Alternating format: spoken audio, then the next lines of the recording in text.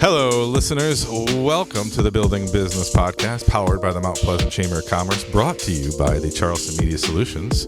We're here in the studios with Mr. Miracle Matthew himself on the ones and twos. My name's Mike Compton. I am what am I now out here at the Chamber? Just your podcast host? Just your Mount Pleasant Chamber podcast host? Volunteer. Volunteer. Former marketing chair. Former marketing chair, Past Kathy marketing likes to say. Yeah.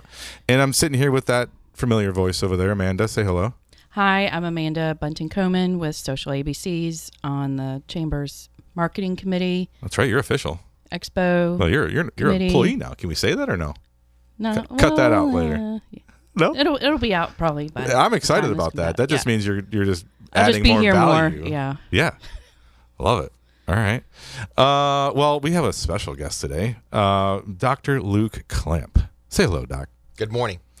How are you today? Doing fantastic, Mike. Thank you for inviting me. It's awesome to have you. Tell me your position with CCSD. Mike, I serve as Deputy Superintendent with the Charleston County School District. What's it like working underneath Anita? Or with, I should say. How about with Anita? Well, it's both and. She's a fantastic leader with incredible vision and energy. And she's why we came to Charleston County, my wife and I, 2 years ago with our two sons to lead and serve in a place with such opportunity. She models for us every day, love children and love people first, and make decisions that are going to create a way for kids. And even when it's a hard decision to make it, because the kids matter, and they don't get a second chance to have an opportunity to learn. They get this chance, and we want to take advantage of it. So I'm honored to work with her and honored to be here to share with you some exciting news about Charleston County School District. That's why we're here, Doc. Yeah, Anita's amazing because she was at one of the chamber lunches. Sure. And she was on the chamber podcast. She was a guest last year. Yeah, she was a guest. Year. Well, I hope I don't embarrass the family. I'm sure she was a fantastic guest. Well, she's actually the inspiration for doing this. Awesome. I want to have a quarterly CCSD update with you fantastic. Or her or Andy or whoever wants to jump on to give our members and our listeners an update on the school system here, because it's such a great school system. I want to kind of shout it from the rooftops. You know what I mean? So, Doc, you talk about the CCSD. You mentioned your origin. Where are you from? I'm from a small town in South Carolina, Williston, South Carolina. It's near Aiken County, population 3,000. My mother was born and raised there. My father was born and raised about 10 miles away in another small town, Sally, South Carolina. So people ask me all the time, what country are you from? And I say, well, I'm from the country. And so Williston, South Carolina is a great place to grow up. Were you in the school system there? I attended school there. I studied collegiately the field of education at Clemson University, which is where I met my wife. And she and I both began our teaching careers in Columbia, South Carolina, actually in Irmo, South Carolina. She's an educator? She's an educator as well. So she comes to Charleston with a incredible background in literacy and teaching multilingual learners. So every day she works at Jenny Moore Elementary School in Mount Pleasant, teaching kids to speak English and read. All right. What's her name? And your kids are in CCSD schools, we too. do. So as I tell members of our community all the time, my entire family wakes up every day and goes to work at Charleston County School District. So we have two sons, a 9th grader and a 12th grader at Lucy Beckham High. Okay. Lucy Beckham. I sub there every now and again. What a great school. And what a great school system. So, and I'd say I'm literally in the schools subbing, and it's so much fun. I'm having a blast doing it. Well, we appreciate you doing that, Mike. Yeah. Please come and help us. Yeah, for sure. But that just leads me into like the school system that's so clean in these buildings. It's so nice. And everybody is in a great mood. The teachers are in a good mood. The principals, like everybody around, it just feels like they're on a mission to help.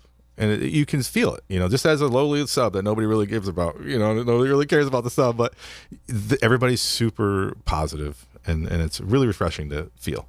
Passionate about their jobs. It really is, yeah. Yeah, and what you're describing, Mike, really starts from the top. Mm-hmm. So the vision that Anita and our leadership team cast for our schools is, number one, create a culture of love and belonging, and really invest time in ensuring that every single person knows that they matter. And so I'm glad to hear that you say as a sub, I come in, I'm kind of a guest on assignment. Yeah. But we want everyone to feel that way. And, especially the people in our community who are still trying to decide what schools they should attend. We want you to attend Charleston County schools.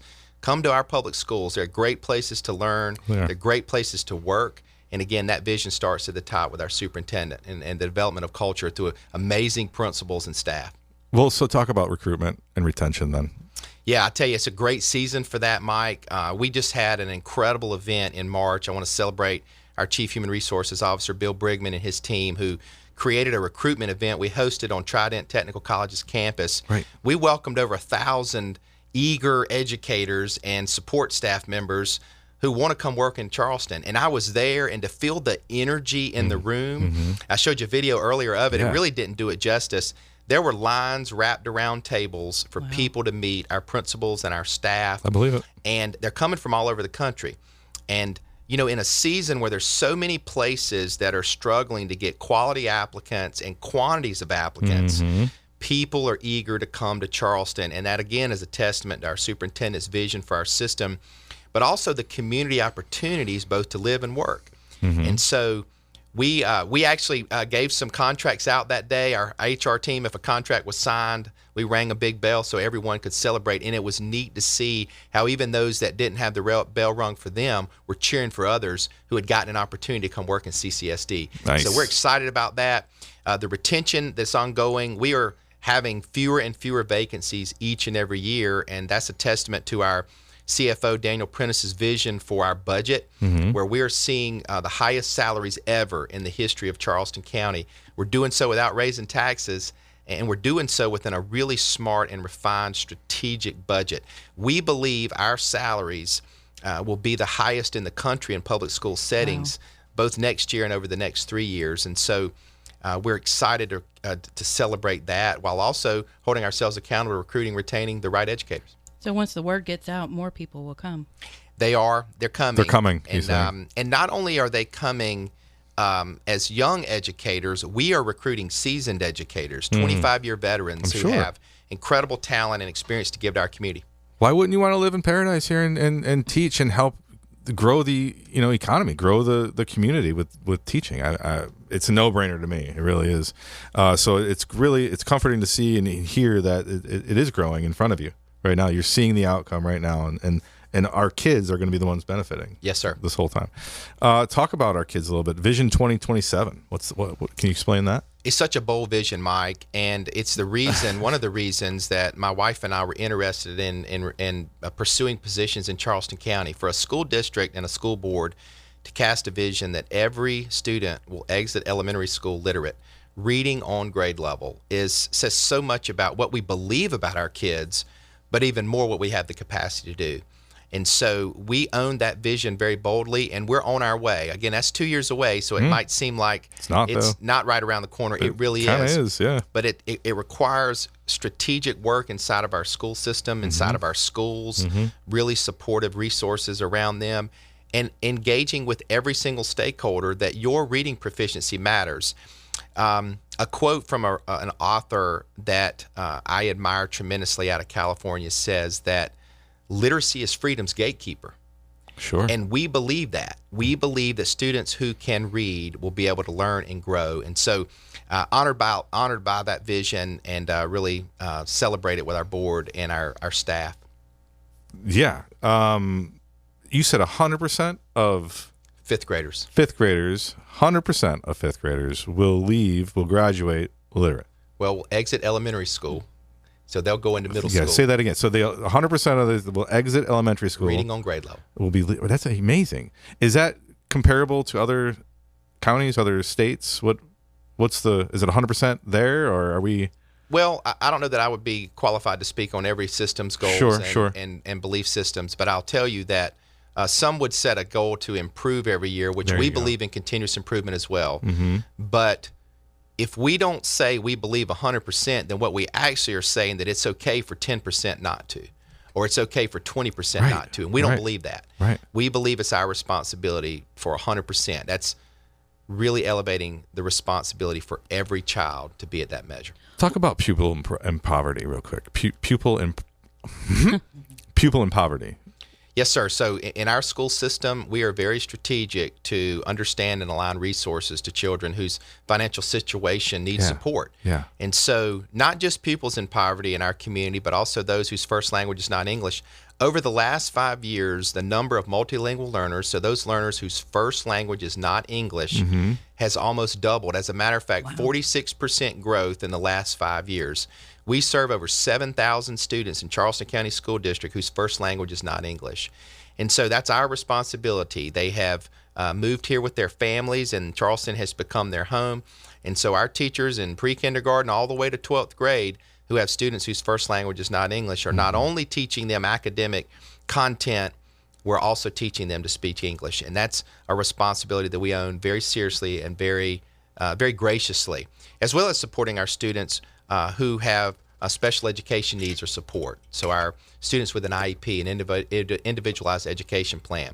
Those three categories of students historically have shown lagging achievement. And so we own that transparently.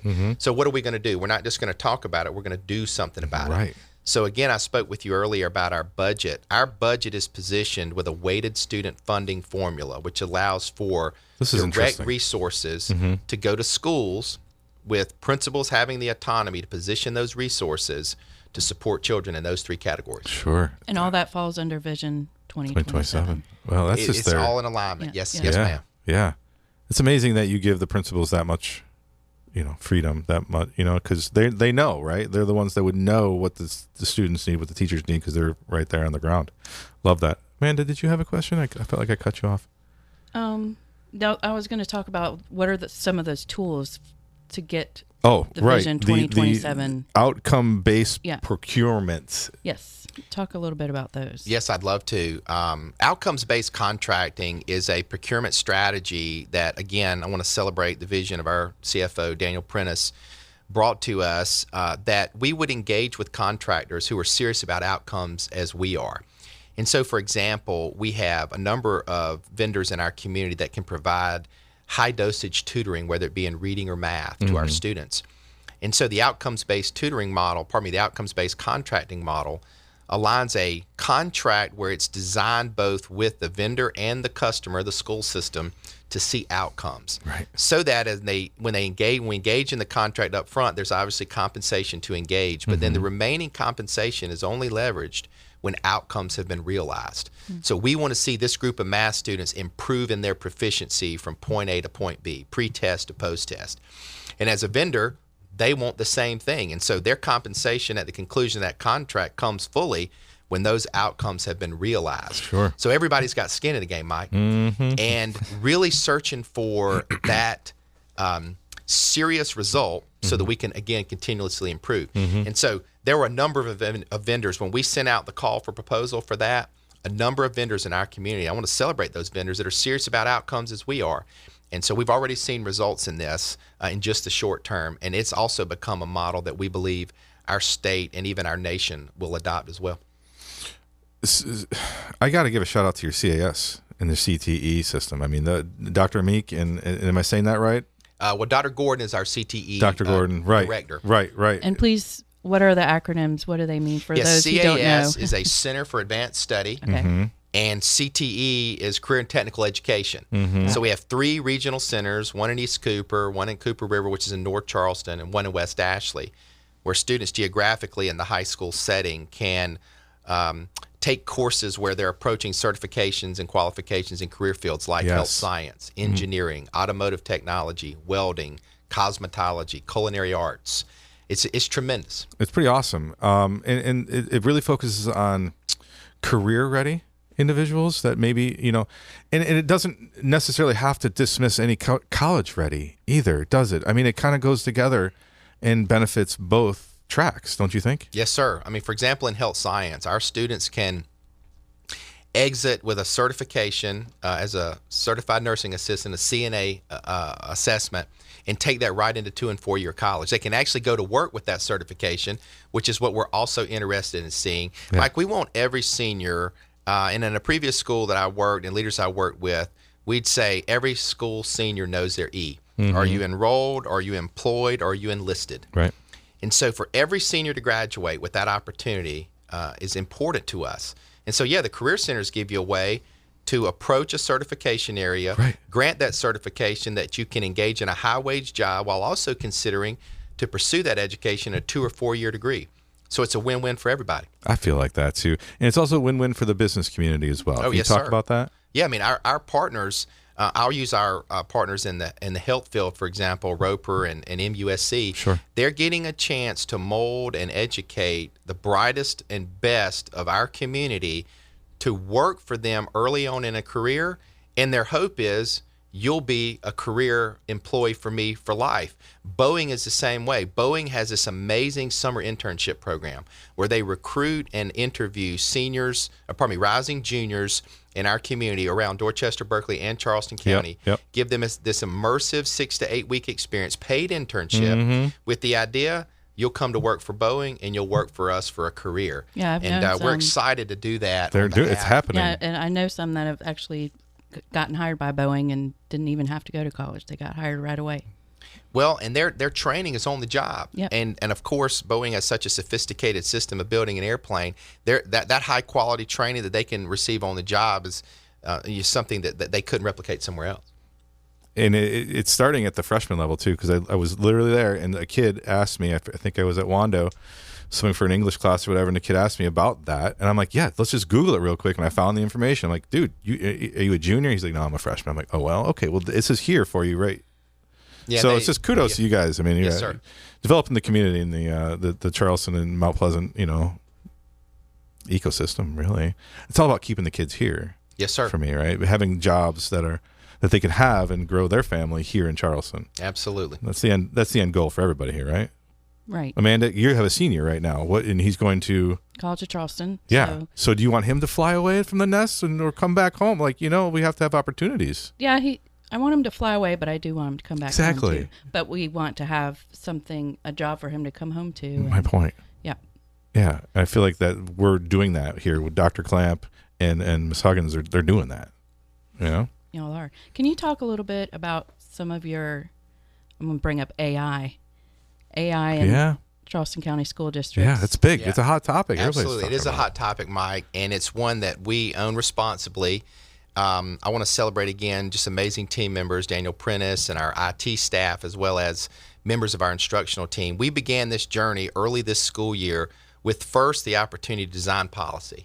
So policy in a school system provides guardrails and supports that allow for a school system to then go execute. Mm-hmm. So I really want to celebrate our board. We were one of the first school systems in South Carolina to initiate policy specifically associated to artificial intelligence, both what we'll do and how we'll support kids and students in using it. And so now we're into phase 2 work with a great partnership with an organization called AI for Education, who have amazing leaders that have been working in the field nationally to develop a strategic plan, to develop professional development deployment resources, as well as to audit and inventory tools currently being used in the system in artificial intelligence, and then decide what tools we would like to provide access maybe on a more grander level other than a free version. Right. What I'd hope listeners could hear about that, number one, is we own the responsibility to know how to protect our students. Mm-hmm. So privacy and protection are going to be paramount. Safety and security are going to be paramount. Mm-hmm. While also training both staff and students to be comfortable with the technology that maybe they haven't fully realized yet. And tools like this, number one, are accelerating at such a rapid capacity. We could choose one tool today and it be improved and enhanced by tomorrow. Or just be gone. Yes, sir. Sora, gone. Yes, sir. Yep. It certainly can be. So our students, what we believe is important is that they understand skills of analysis and really thoughtful use of the information that they've acquired. And so when you're thinking about AI, for example, many users are likely out with Claude or ChatGPT, for example. That engine is providing you the highest probability of whatever prompt you've given it. So we're beginning with training on teachers and students about how to develop a great prompt, while also not divorcing yourself from the ability to think and be curious. So again, AI is not replacing teachers in the classroom. There's no replication to in-person instruction. It is paramount. And we just talked about recruitment of highly qualified teachers and retaining them.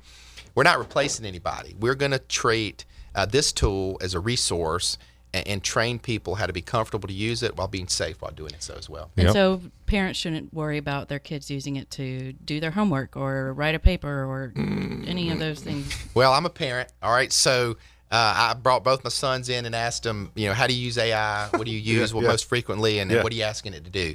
So a 9th grader and a 12th grader are using it for completely different uses. Okay. What parents should be curious about is both screen time and the information that students are producing.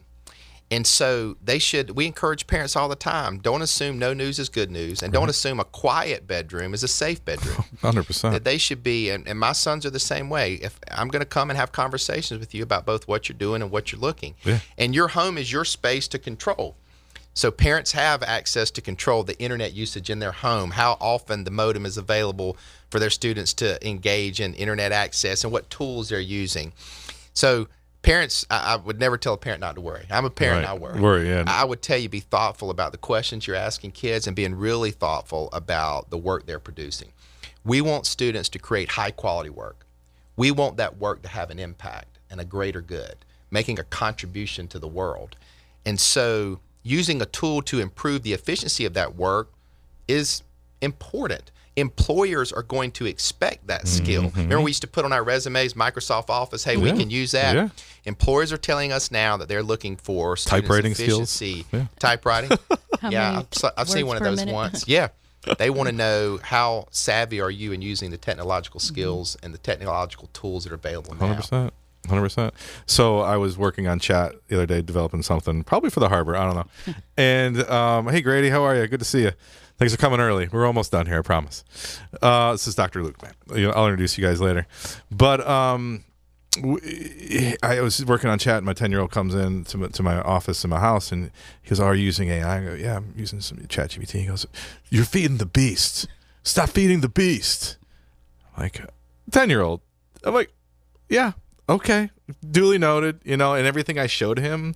So I was like, well, this was AI generated, this was I did, this what I did. And he's like, I like the other ones better. I don't like the AI generated. I'm like, so there's hope. There's kids, they're savvy. There's ways to integrate and, like you said, use it as a resource and to make our lives better, not replace humans doing their jobs, but make them better. Yeah. Well, and there's simple techniques that you can go into ChatGPT, Claude, whatever engine you're using, and protect yourself from what you produce and what you put inside of it. So there's a easy toggle switch inside the settings that would protect the content that you supply the engine with, which it's giving you some kind of output. Right. So again, those techniques are something that we will be introducing to students and staff early on. Protect yourself while you're also verifying and validating the information that you've asked this engine to provide for you. Right. Don't let it think for you first.